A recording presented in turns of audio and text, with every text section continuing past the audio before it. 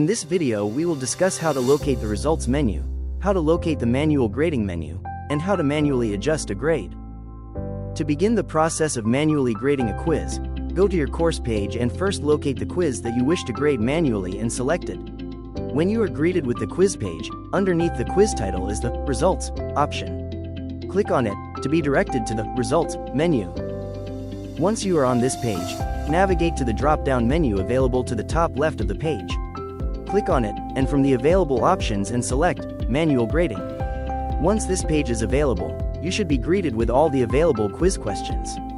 If you do not immediately see questions, click on the statement that says, Also show questions that have been graded automatically. This will then show all automatically graded quiz questions. To get started on manually adjusting grades, choose which question you would like to adjust and select the Update Grades option. The adjustment page will now be present. The mark editor will be located at the bottom of the page. Click on the text box and type in the new grade. When you are finished, click Save and Show Next at the bottom of the page. If you wish to return back to the quiz page, click the name of the quiz on the banner at the top of the course page. With this, you can now locate the results menu, locate the manual grading menu, and manually adjust a grade.